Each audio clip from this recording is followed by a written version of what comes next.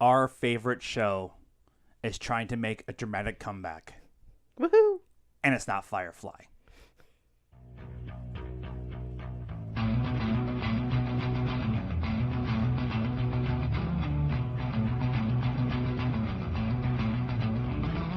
Hello, cult members. Welcome to the PopCultureCult. I'm Sean, I'm Janice. and this is episode 60.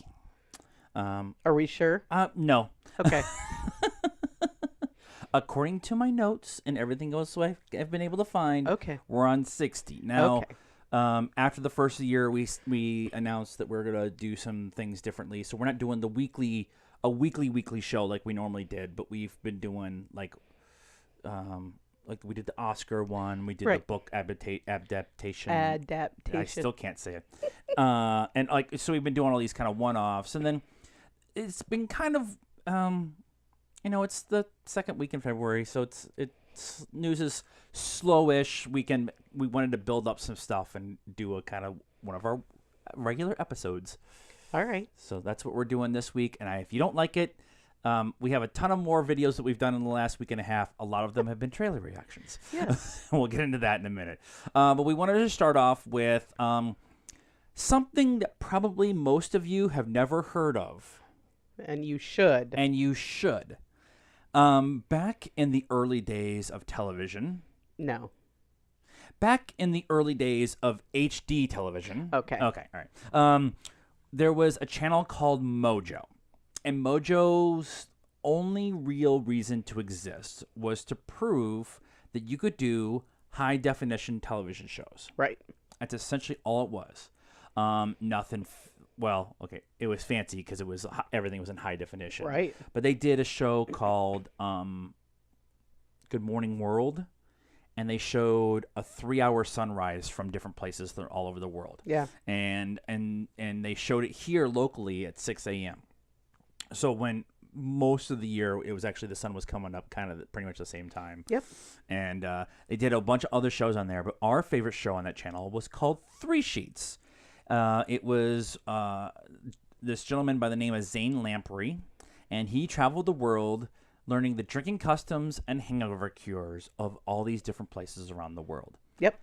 Ireland, Tokyo, South Africa, Tennessee, Munich, Germany. All over. Australia, like all over the place. And they had 4 seasons, and they were like little 30-hour episodes, real short, 30-minute episodes, and it was a great show. We got a lot of our stupid drinking games that we do, and the monkey here. This is Polybius. Actually, he's wearing his Jane hat, but that's Polybius. He was Zane's sidekick. He was making so that way Zane was never drinking alone. He always had a friend. Right. And he got monkey nabbed. Nabbed in that Gibraltar episode. Was that Gibraltar? Yeah. I think so. Yeah, I think so. Yeah. A monkey came and stole Polybius and took off with it. He threw him in the ocean once. Yeah. Yeah. And some of his hangover cures were pretty interesting. Like, was it Sweden? When he did the Akavak. Yeah. And then they went and jumped into the super cold water. Yeah. That no. So the show went away when Mojo went away. It's essentially what happened, and it's come back in kind of a couple different versions. Drinking Made Easy on the Travel Channel for a little bit, and then Zane's been doing some travel log stuff. His YouTube channel is Zane Lamprey on YouTube, and he does a bunch of travel stuff with his wife, who was one of the producers on Three Sheets, and they travel around. A lot of it is Yosemite, and they're little like 8-9 minute episodes. Really cool show on YouTube, completely free. So Saturday, I think it was, a video popped up, and Zane's does this video saying him and the producer of the original show, Mike Kelly, got together and they went to a studio, and they said if we came back to you with the show and 1 million likes on Facebook, would you produce the show? And the channel said, well, if you have 1 million followers, then guess what? I guess we're making the show. We don't really have a choice. Yeah. And so they announced the push for 1 million. They're looking to get 1 million followers on their Facebook page, which is called official. The bring 3 sheets back. But if you put in 3 sheets, it will come up in your search. Go like the page and follow it and share it with your friends, because this show needs to come back. Yeah, it was a lot of fun. It takes Booze Traveler, which is okay. It takes Booze Traveler and like shows how epic that fail of that show is most of the time. It's okay. We've tried to watch it a couple times. It's okay.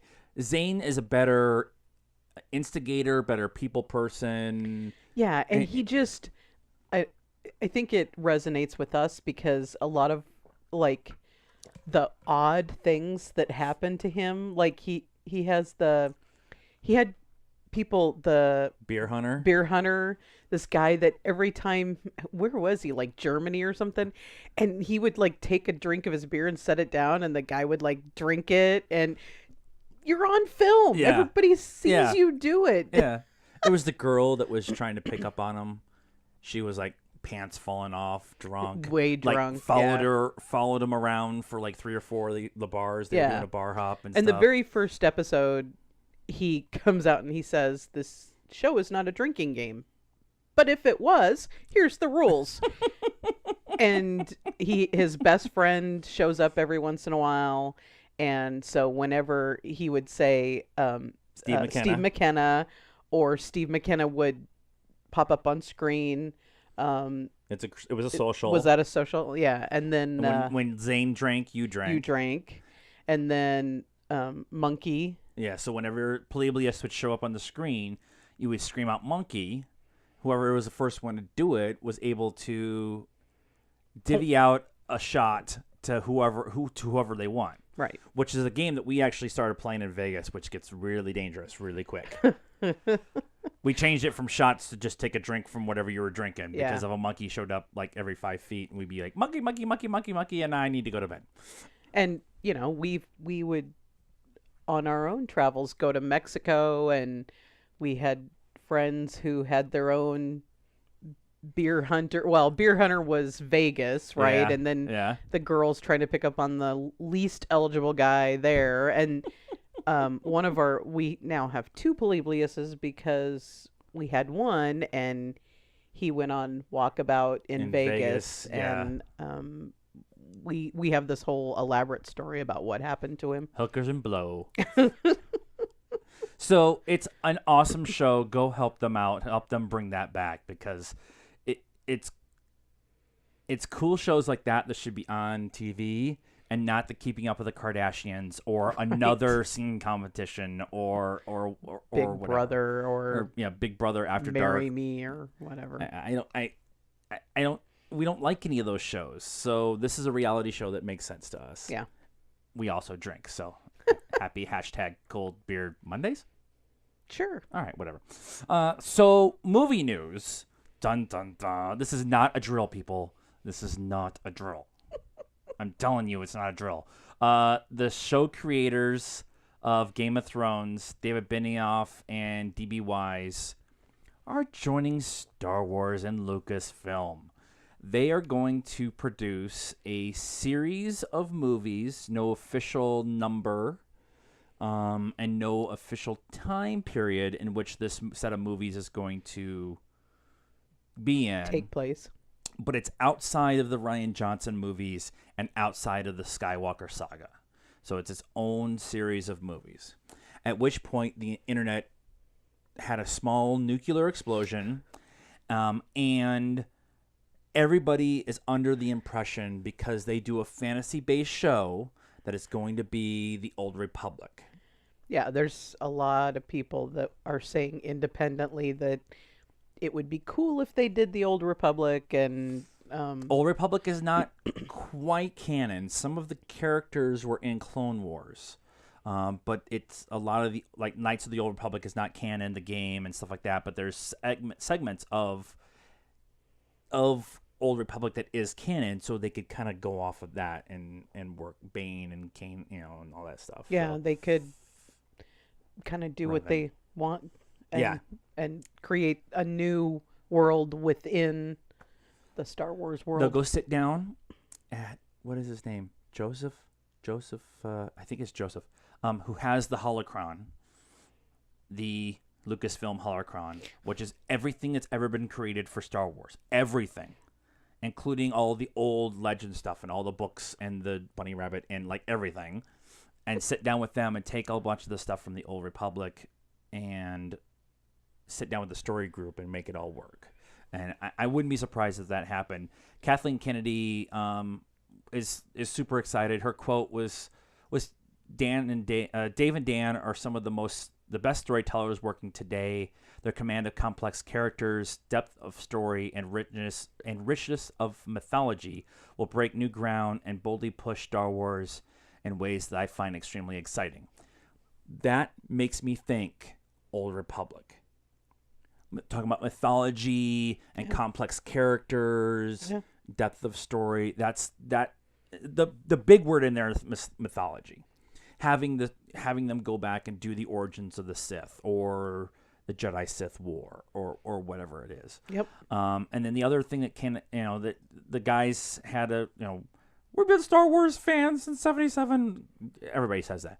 But the big one that I hadn't heard until I read the article again today was Bob Iger, who runs all of Disney Group, said they have an idea for a number of films, and at some later date, I'm sure we'll disclose that all to you.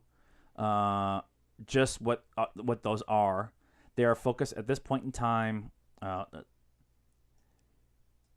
They are focused on pointing at a point in time in Star Wars mythology, taking it from there. That again tells me Old Republic. Bob Iger is now talking mythology, so that makes the most sense to me. Are you excited about? I mean, we love Game of Thrones, but Yes.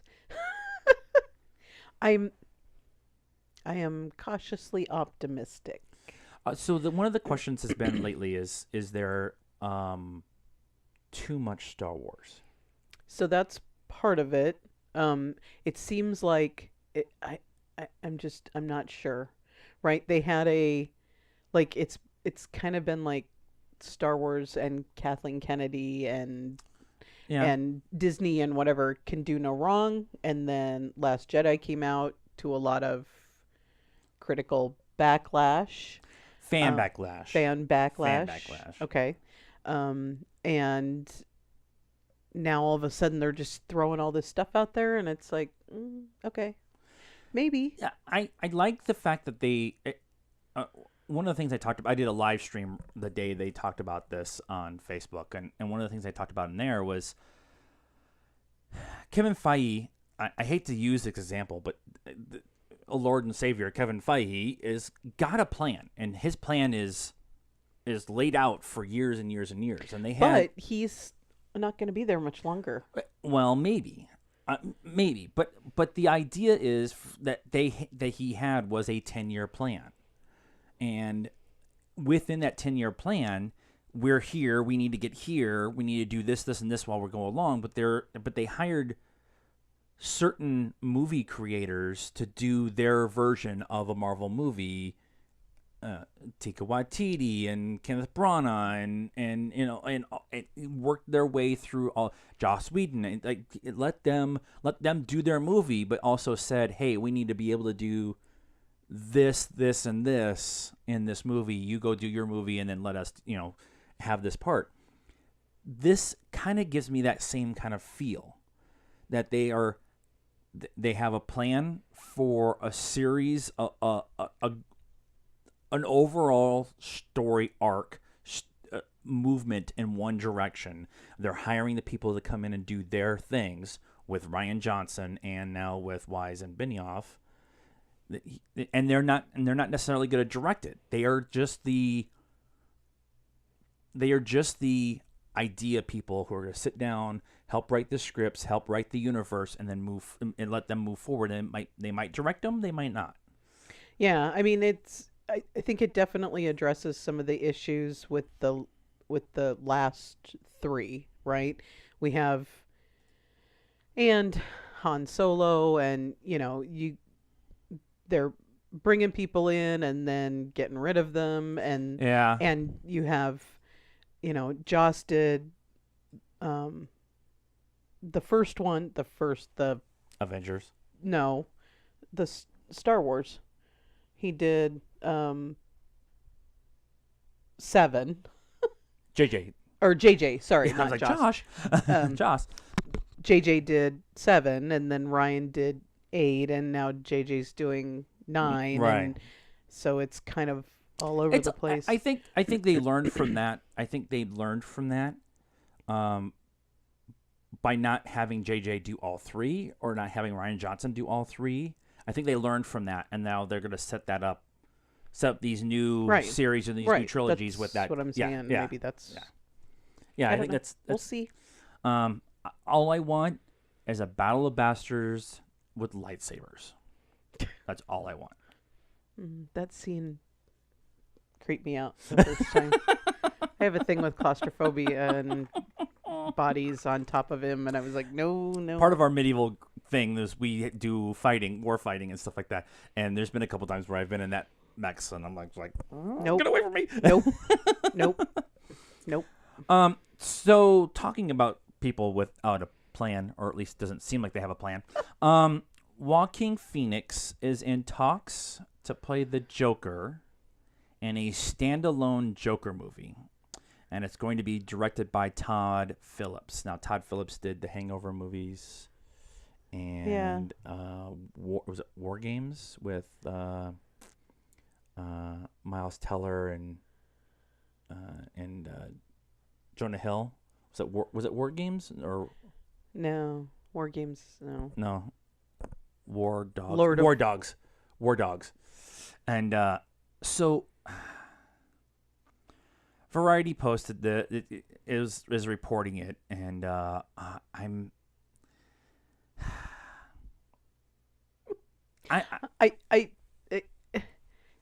not even listening to anything that DC says anymore, because they're just throwing everything at the wall. We still have they said in the article, the Variety said in the article, insiders are stressed that Jared Leto, who was Joker in Suicide Squad, is still going to be in the DC universe movies, the DCEU, whatever they're calling it, right? But I don't. Now I understand that comics do these. They have different artists and different storytellers come in and do one-offs and stuff like that. That's fine. I get that. That's cool. But this just feels like, to me, like you were saying, let's just throw everything on the wall, see what sticks. We have back to Star Wars, Marvel. We have no plan. Yeah, and we're just throwing everything out there. Now, I like Joaquin Phoenix, and I think it'd be really interesting to see him be a Joker. And they're talking about doing it in the 80s, how he became a crime boss, kind of thing. Yeah, but there's still Batman and Superman in the BVS. That is completely we're getting unresolved or underdeveloped. Yeah, you have no standalone Batman movie. Matt Reeves is still working on that. You still don't have the sequel to Man of Steel. Right, you don't have a second Superman movie. We're getting Aquaman in November. Yeah, it's just, I don't know. I don't know. I'm okay with these one-offs, but what I secretly want is DC to come in and just all of a sudden do the Cloverfield paradox. Show up one day with a trailer, say, hey, here's the movie, it'll be out Friday. Have Flashpoint be this giant eraser of everything, including erase everybody in freaking corporate and Warner Brothers corporate. Like, erase, like, make a scene where they blow up the Warner Brothers building and just start all over. All new creators, all new actors, all new everything, and get an idea of to do, and then let those creators do their story. Yeah. And stop messing with it. And Yeah. it just feels like another thing. Like we're gonna have 7 Jokers and all Yeah. existing at the same time. Yeah. We have 8 different Batmans, but 8 different Batmans over 50 years. Yeah. Yeah. And they wanted to do that noir Batman, Yeah. and and then we still have a second Wonder Woman coming out, Yeah. and Aquaman. I yeah, I just don't. I don't understand. And maybe they do have a plan, and maybe they have an idea of what they're doing moving forward. But just we're going off of what I don't know what it is. if we're going to use the same example that we're using for Star Wars, we have to go off of what they've given us recently. And what they've given us recently has been a little off the rails, probably not as good as it can be, or a complete disaster. And there's been one positive thing, and that was Wonder Woman, and even Wonder Woman has its faults. And we haven't had a great DC movie come out since Christopher Nolan left and he did his Dark Knight trilogy. It's almost like they're just gonna do like 50 things and see which one does the best, and then that's the one they're gonna glom onto and do all this stuff. Hey, I don't know. Hey, if that's how it works with Wonder Woman, and they put all the money and all the effort behind that, then give Gal Gadot and Patty Jenkins all the freaking money in the world. Let them do their movies. Yeah. Let them hire all the cast and everything that they want to do. Leave your hands away from it, and just let them just go and just give them everything, and then you have a superhero universe controlled by women, and that would be fine. That would be fine. Yeah, I don't know. Anyways, so last week after the big game of boldness, it was pretty super. It was that game that we can't talk about because they'll sue us. There was a rash of trailers during the game, and then they had a rash of big trailers the rest of the week. Yep. And I called it Trailer Week. We had Mission Impossible 6, Jurassic World: Fallen Kingdom, Solo, finally. Deadpool 2 and Venom were all the big trailers. Now we had a bunch of little 30-second trailers and stuff like that. Yeah. Justice Infinity War had something that was new but really didn't show anything. Black Panther, I think, had a little bit of an extended like a trailer, 45-second or a minute or something like that. But a lot of companies aren't spending the money on the Super Bowl anymore because it's $5 million for 30 seconds. Yeah. And so price themselves out of the so we just wanted to, we did a whole bunch of trailer reactions. Jurassic World, the trailer was better than the first one. Mission Impossible 6 looks awesome. Right. It's MI6. It's is that Superman beating up Tom Cruise? Is one of the things I said. We'll do that one last. Deadpool 2 was awesome. It was more of an introduction of kind of who Cable is, but it was also a reminder, the irreverence, and they kind of make fun of the lack of CG and then the mustache and the mustache gate and then Wade looking at the screen at the end, going, "That was terrible writing," It's kind of making a point, it's Deadpool, right? So it was kind of showed that. We got Venom. I'm still kind of on Venom. They talked about it in Collider Movie Talk today. It looks like more of a character-based story than a superhero-based story, which once they kind of talked about it that way, I was like, okay, I can get behind that. Yeah. You get to see the symbiote stuff a little bit. Actually, I went back and rewatched it. You could see in the end when he's shaken, you could see the symbiote stuff coming out of his really? neck. Yeah. It's real subtle. You have to really be paying attention. And then we got Solo.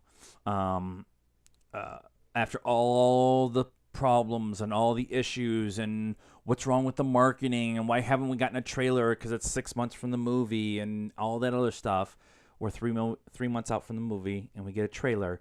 It's pretty damn good. He looks like Harrison Ford. Sure. I don't really think he needs to look like Harrison Ford. Okay, he looks like Han Solo. He looks like his version of Han Solo. Yeah. Which we've talked about this a bunch about not doing a impression.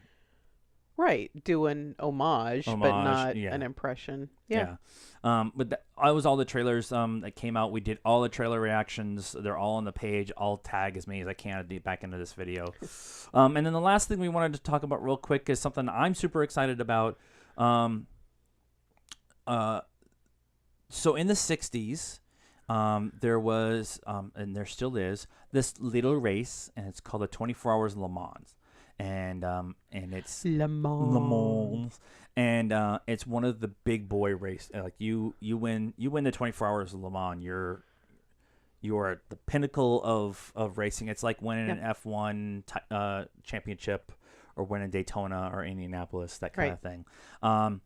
So there's a movie that they're working on. So Logan director James Mangold is set to direct a movie based on the 1960s 24 Hours of Le Mans, which was the height of the Ford-Ferrari wars. Yep.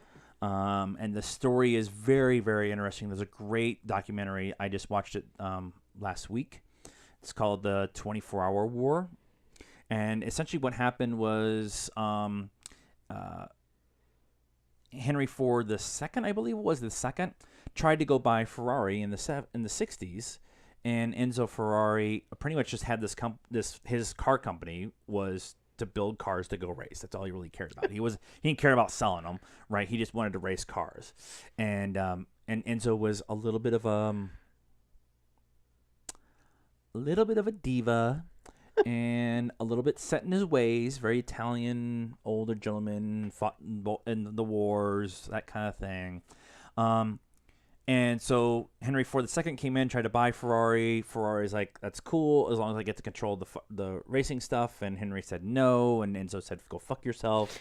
And so Ford said, we're going to go to Le Mans and beat Ferrari at their own game. Right. And they spent all this time building the GT40 to go against the Ferraris that were winning Le Mans every year. Yep. And so they want to do a story based on that time period. Right.